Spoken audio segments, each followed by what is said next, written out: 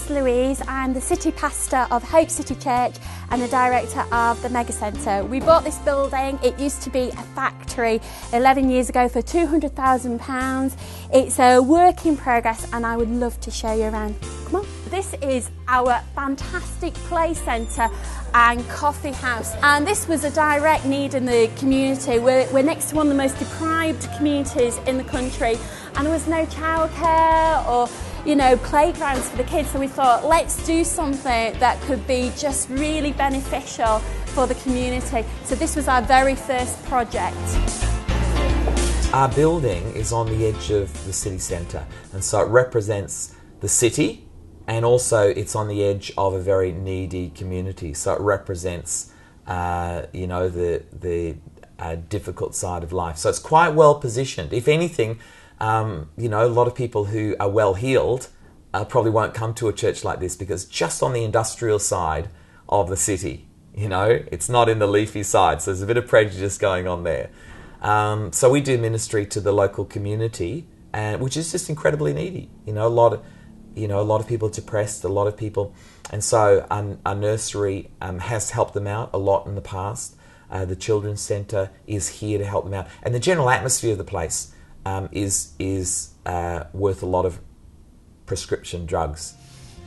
Across the road from us is a call centre, Dixon's, and they asked us, would you mind setting up some childcare facility for the children of their staff?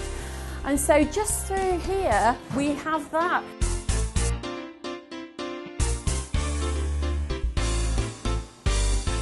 If you're looking for ideas about worship, then St Philip's Church, Penfields, Wolverhampton might be a good place to go. The curate there is a pioneer of creative worship, as well as one of the youngest members of the Church of England's Liturgical Commission. Our reporter joined Tim Lomax and his congregation on Mothering Sunday for what you might call active worship.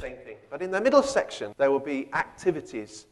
The activities today include a space to make candles and then use them for prayerful reflection. Another area has an honesty wall, where people are encouraged to write down their thoughts and feelings towards God, while some of the children actively explore Bible themes, or simply make Mother's Day cards. Even the prayer of confession means people have to get up out of their seats. Now let's turn our backs on each other and face the sides. What we like to do is to provide us many different ways of bringing the worship to life.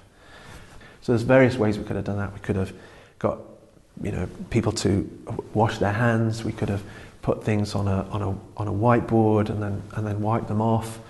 But today we got people to turn different ways. We got people to turn to the back as a way of symbolising turning away from God, and then we got people to turn away from each other as a way of recognising that we selfishly turn away and reject people sometimes.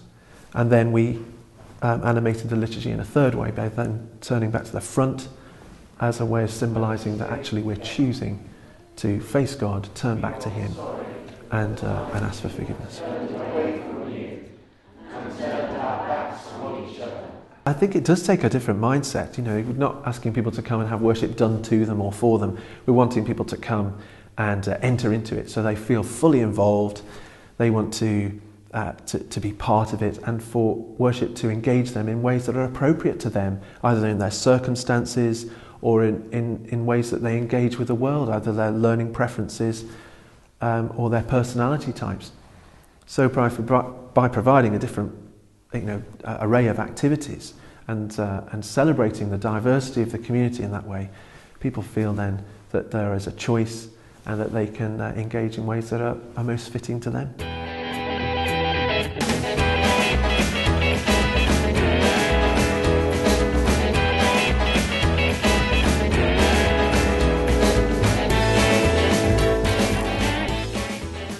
I think for many cathedrals, hospitality is all about hosting events. For me, it's the welcome bit that I find unique and exciting and the most important part of the job. It's trying to provide any visitor, any contact that anybody has with Birmingham Cathedral is so welcoming, so friendly that they remember it as a good experience. Your background's in retail, working in a department store, encouraging people to spend lots of money. How does that technique cross over into a place of worship? I think if you forget the spending lots of money bit, it transfers very accurately. Department stores and churches face enormous competition these days.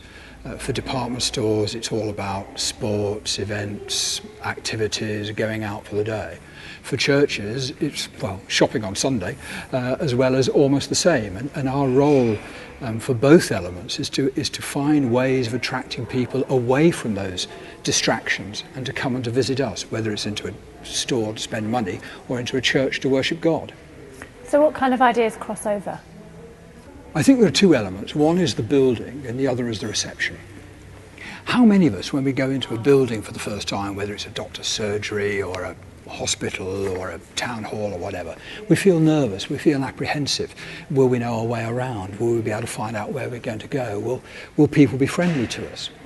And I think if we can remove the anxiety in our churches and in our church buildings, it'll make people all the more ready and easy to find their way around and what they're doing.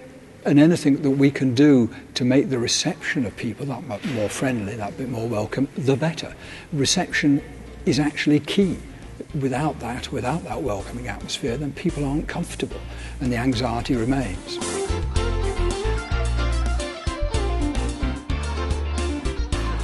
So, the new church nestles right next to the familiar old church. Yes. Must have been the big change for people. What was things like? How were people reacting to it when you arrived here as priest in charge? Well, I came here 11 years ago and they'd moved about 17 years before that, but it was still a topic of conversation for the church members because I think that it was quite difficult for them to leave behind a much-loved churchy-looking church and move into what for them had been built as the church hall. So for people who've been here for a long time, I think it's still a point of sadness for them that we don't have a church that looks like a church. But we're on the way to developing this church into a building that looks a little more like a church but is still a very user-friendly community building. Every week there are new people arriving in our churches. Now that's not because we're out there evangelising the nation. It's not because we have some astounding evangelism strategy. What we do is we open the doors and people come. And the change that's required in the congregation is to learn how to accommodate new people on a weekly basis. People move in and out of the worship area constantly during a service, which is the cultural norm for most people who are members of our church, who are used to going to services that take half a day. So, people will go out if they need to feed their baby, or they'll go out and have a drink and come back in again, or whatever they need to do. And we want people to feel comfortable to be able to do that. But the liturgy is very definitely the liturgy of an Anglican church. The peace of the Lord be always with you.